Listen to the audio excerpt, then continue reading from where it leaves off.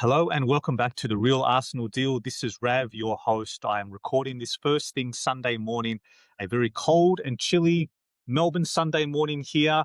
It was a 9:30 p.m. Saturday night kickoff, Arsenal losing to Bournemouth. I haven't slept well. I was debating whether to do this recording or not, but you know what? Sometimes you just got to show up, front up, compartmentalize your thoughts, put it out there and see if it's of value for anyone else. And plus, I did say a few days ago in my recording post match from Sporting Lisbon that I would talk to you all again after the weekend's match against Bournemouth. So I would want to keep my word. Let's just put it that way. So I will try my best to put forward what I feel happened and where to from here from an Arsenal point of view. Firstly, though, wherever you are in the world, I hope you're well. Thank you for tuning in.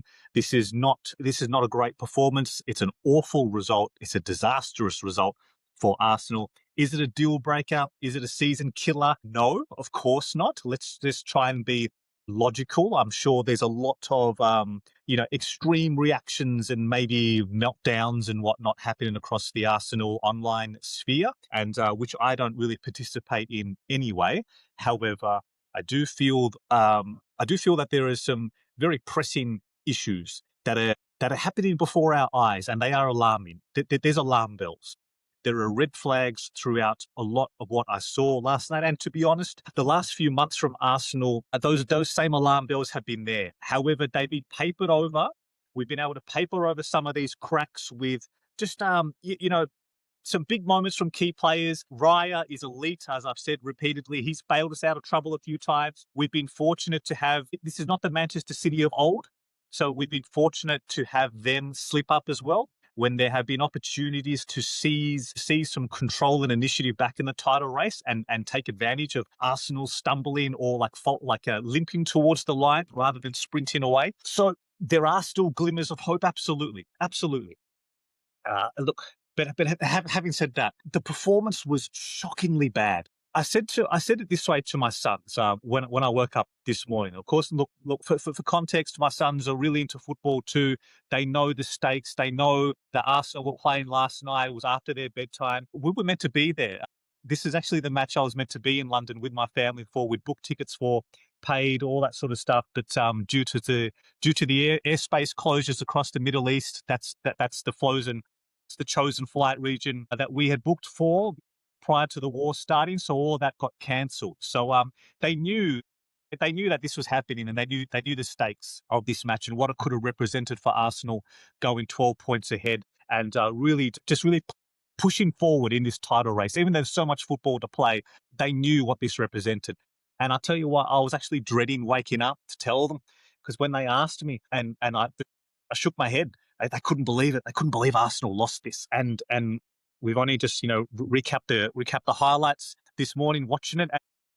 It's a real flattening feeling, because Arsenal had an amazing opportunity here to go 12 points clear. And when they simply asked me what happened, sometimes I'm able to put some logic forward. I'm able to put some context forward and just rationalize things, even in a sentence or two. And I really had very little. I had very little to say other than, my goodness gracious me. If you were to watch that match as a neutral, if you were a first-time football watcher and you watched that match, you would be amazed to think that Arsenal, the team in red, were the team that was vying for the Premier League title. If you were just a first-time football watcher and you watched the way Bournemouth played, their energy, their organisation, their unrelenting desire to win the ball, win the second duel, the third duel, you would think they're the ones with an opportunity to lift the Premier League trophy. Bournemouth were incredible. I should get this out of the way, actually, and then I can just move forward with just talking about from an Arsenal perspective. That Bournemouth were excellent. They deserved the win. Arsenal deserved nothing from this match. That was about as deserved 3 points as I've seen this season from an Arsenal opponent. They were fantastic, and credit to them. Excellently coached, fantastic manager. The way they're able to reinvest their recruitment, continually losing their best players, even just a few months ago, losing Semenyo. How much I wish, just speaking of Semenyo, how much I wish we'd gone for him last summer instead of some of the other choices we made. But anyway, That's not going to help us now, right? It's not going to help us. There are significant question marks over player recruitment, talent identification. Have we powered up as much as we needed to in previous? And this is not just last summer. This goes back to a few seasons now. I remember we've been saying this since that. Remember that summer where we pushed hard for Rafinha first, and then he ended up going to Barcelona. Soon after that, I think there was strong interest in Pedro Neto when he was at Wolves. And, there were signals at the time that Arsenal knew we need to power up that left-hand side. We needed of an equivalent, I guess, an equivalent level of Bukayo on the left-hand side. We needed to really power up. And sure, we've done well with Trossard. He's been a very astute signing, an excellent signing. He's showing the miles on the clock now, isn't he? He's had a long career in the Premier League. The Premier League takes a toll on players. He's not quite the same, and that's okay, right? That's okay. That happens at a certain age profiles. But we've needed to power up that attack, and we haven't been able to make the proper choices to really push forward in this league. When you look at Arsenal's attacking group on paper, and you see and you compare it across Europe, it's if anything, we are overachieving. If anything, that's not going to help anyone right now.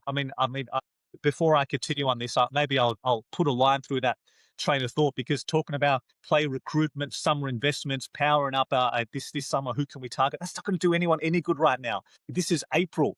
We're in mid-April with a genuine chance still to lift the Premier League and maybe the Champions League. So talk about summer signings, that's kind of redundant, irrelevant now. So I'll stop talking about that. It was just a reflection when I mentioned the name of Semenyo. But back to Bournemouth, they are able to sell key players and reinvest with their recruitment, their talent identification, their coaching. And the way they played last night, they were just incredible. They had over 3 weeks to prepare for this one. And this tells another story as well, is that I've said for a long, long time that all this quadruple talk, which was never from Arsenal, by the way, that was all external. It was just a stick to beat us with if we fail to meet this unrealistic expectation, is that being spread across all 4 competitions, something is going to give. And we've played a lot of football. Our 53rd match of the season, that's a lot of football. That's a lot of mental fatigue. That's a lot of travel. That's a lot of recovery. It's a lot of tactics. That's a lot of sprints. That's a lot of kilometers covered on the pitch. And you look at players now, like you look at Zubimendi, he's just not the same. And none of this is new, by the way. We've kind of been saying this, that Zubimendi's looks spent. We've been saying this, for 2 months? And still, we kind of haven't been able to overcome that issue. We've been saying a lot of things for a long time, haven't we? There's so many times you can say the same rhetoric. I quite often hear from Arteta and the likes of the players, and Declan Rice is very vocal on this, is that when we suffer a bad result, we say the right things. We say, look, it's about the response now. It's all about how we react. We're going to have a players meeting. We're going to get together. We're going to thrash things out, be honest with each other. We're going to get on the boat because it's still a beautiful time, a beautiful journey ahead of us. You hear a lot of this kind of messaging.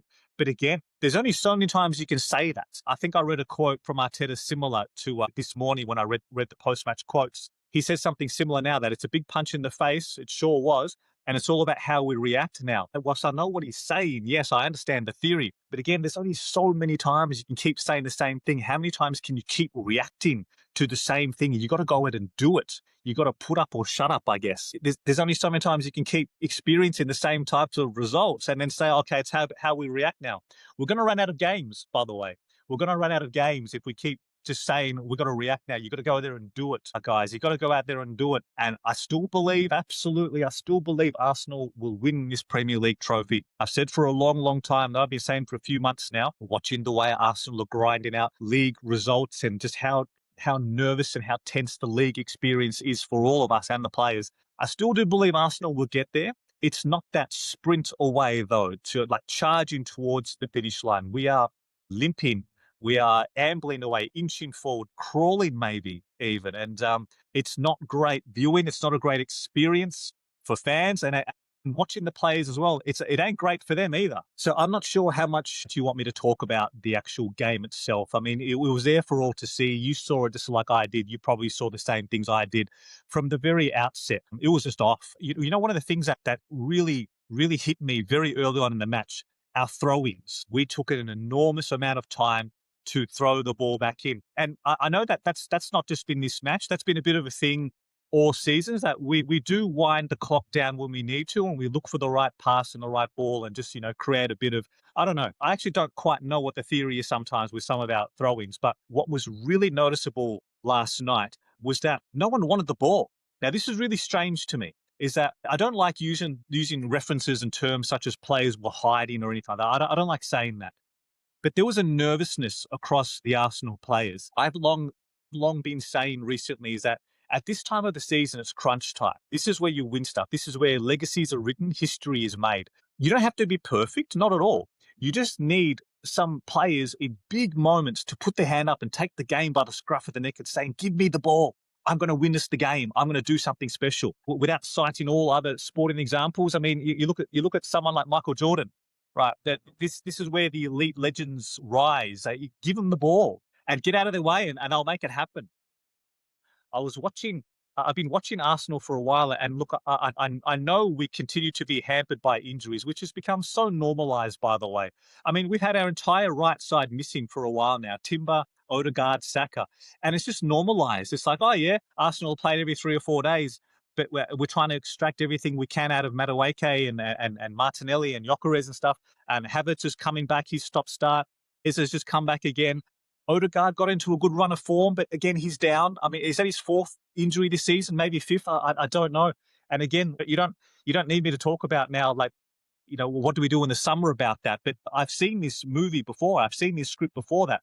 Arsenal continue to try and build around players who are not available consistently. That's cost us in the decades since. I mean, this goes all the way back to the likes of Aaron Ramsey, Abu Diaby, Jack Wilshere.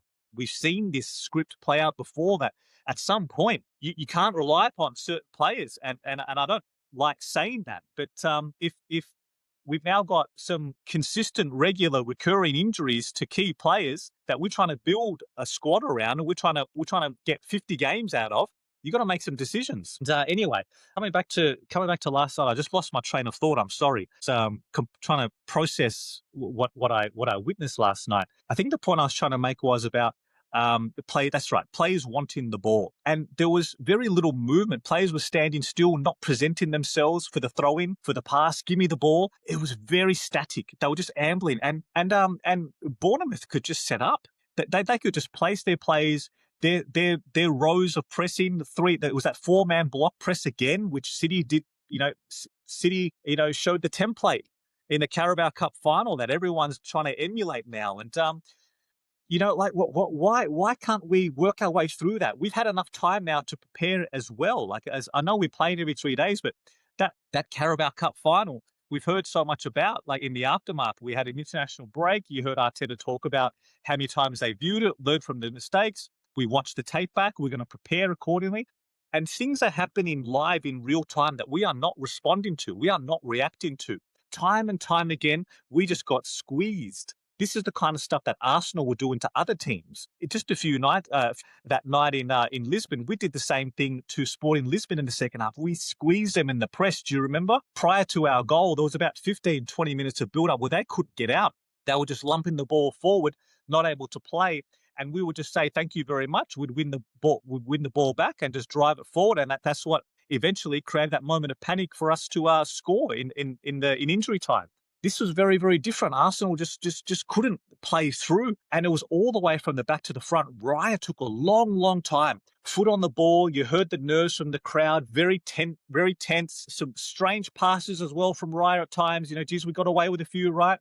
That little sideways outside of the right boot flick that deflected off Evan Nilsson, that could have gone in. We were quite fortunate. And look, I'll briefly touch on the goals because I kind of have to. That first goal, I've seen Ezra, right? Remember that moment against Aston Villa when he didn't track his fullback behind him and it cost us a goal?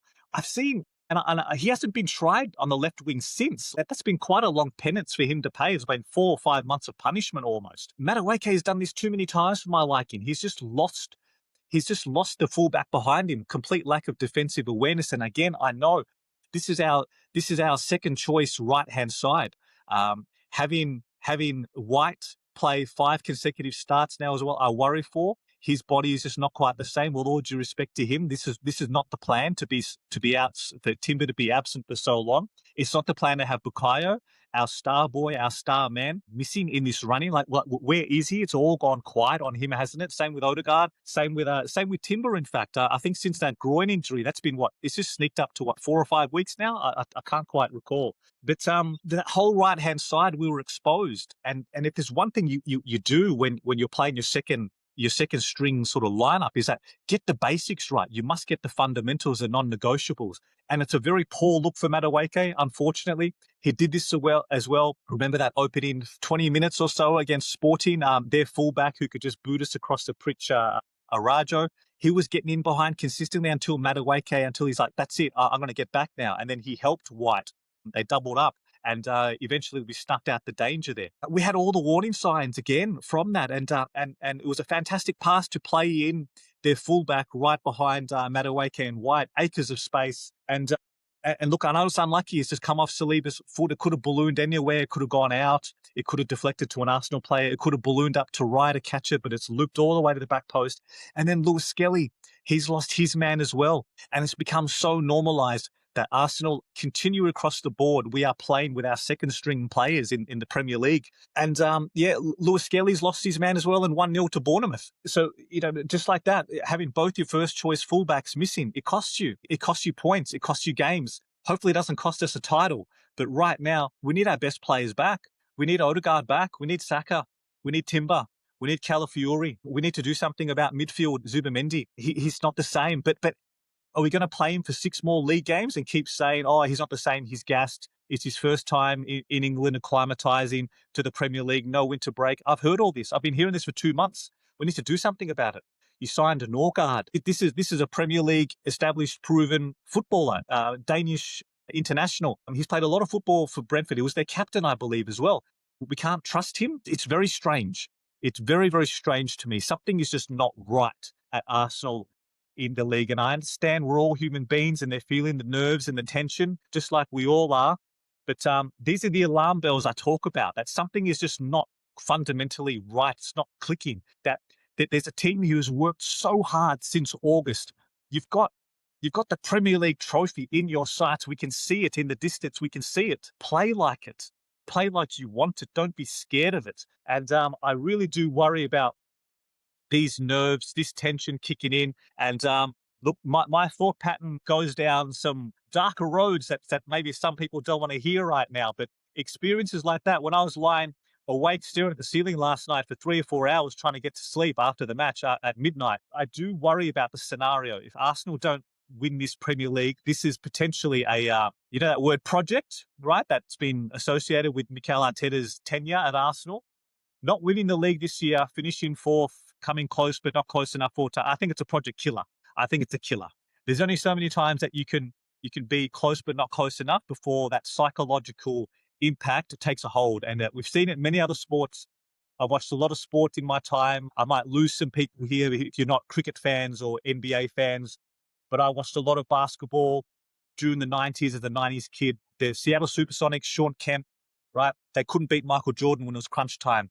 Right, during the first three-peat. Stockton, Malone, the Utah Jazz, the second three-peat led by Jordan and Pippen, they couldn't win. And you forever become associated with that. From a cricket viewpoint, the South African cricket team, so close so many times, wonderful cricketers, great cricketers, legends of the game, they couldn't win. And there's that choking tag that gets associated with them. And that's very difficult to shake, very difficult. I am sure right now, even as I record this, that opposition fans they're dancing on Arsenal's grave already. The Bottlers talk, all that stuff, which I don't believe. Inherently inside, I don't believe that. I don't believe Arsenal to be that team, and I still believe that we're going to go on and win it. However, you can see that external noise, that pressure cooker is getting to the players, and we're perhaps more fearful about what we may lose than embracing the chance of what we may win. And I'm worried for the impact that's going to have during the week, as the lead up to Manchester City. I know they haven't played yet. They play tonight, and there's every chance that Chelsea nick something off them. Even a draw would be amazing for Arsenal. They will have a week to prepare. We don't, because they're out of the Champions League. We're not. We have a red hot match against Sporting Lisbon at home. We still got a lot of work there to do to progress to a Champions League semi-final. We go to City's house, right? They're going to be prepared for us. They did us a month ago in the Carabao Cup. That they've won it before. They got big time players, and they're looking at this thinking, even though they're an aging squad in transition, there's question marks over Guardiola, Rodri, Bernardo Silva, all that stuff, right? But they're thinking, wow, can we do Arsenal one more time? Can we get one more league trophy out of this team? And from an Arsenal point of view, I still do think we're going to get there, but my goodness me, we need to do something about this attack. Something needs to click. I will just a couple of quick beats as well, just before I wrap this up. If you're listening this far, I'm sorry. I'm so downbeat and whatnot, and I'd be amazed if you've made it this far. Anyway, a couple of quick beats. That left-hand side as well, it is an issue. We all know that. Lewis Skelly and Martinelli, they're not our first choice. We all know that. And this is why there's such ongoing discussion about what to do this summer on that left-hand upgrade, because how many times have we had this conversation that Martinelli looked fantastic midweek in the Champions League? Absolute credit to him.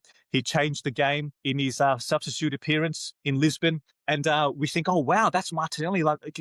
He's worked his way back to the start in the Premier League. Can we get some of that in the league, please? And then he performs like that. And goodness me, it's like, that's why we have this discussion about we need that upgrade. And can Trossard start next time as well? And it's just been like chopping and changing, hasn't it? We've been dovetailing between the two of them this whole season, thinking, one's worked their way into the starting lineup, one has worked their way out. And unfortunately, aside from, I generally feel that Saliba was good and Rice was good as well, but too many players picked the wrong time to have probably their worst games of the season as well. And we didn't have the players putting their hand up saying, yep, I'm going to take this game by the scruff of the neck. That's one thing. But you've got to do the basics right. How many times do we dribble the ball out? Madueke got in behind and he dribbled the ball out for a goal kick. Trossard did it as well late on.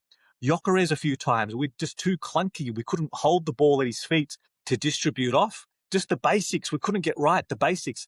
And you know what? The body language was off too. We were they were irritated with each other. You saw the look on Rice's face. He was basically telling everyone to calm down.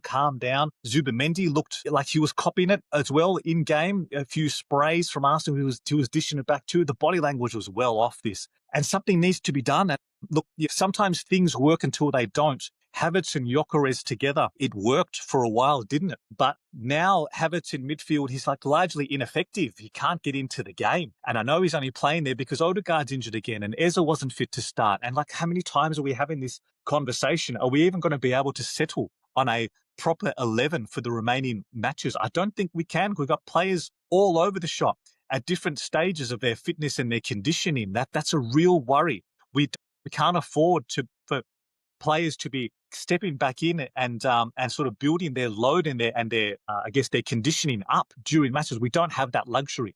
We need players ready, fit to go from the first minute to the 90th, and I don't think we're going to get that because you can't expect Saka to step back in midweek or next weekend, or Timber, or both, or Odegaard, and think that they're going to be at their peak levels. No, we know it takes a few matches to get up and running. In the meantime, though, can we take the risk starting Madueke again and Martinelli and Gyökeres? We got no technical control out of that front three. We've known this as well. How many times I just caught myself saying something that I've been saying for months too, but we still play them. I know it's out of lack of choice. Yes, I totally get that because of all the injuries that have become so normalized. But again, sometimes the definition of insanity is doing the same thing again and again and expecting a different result. What are we expecting them to do? Martinelli, Gyökeres, and Madueke.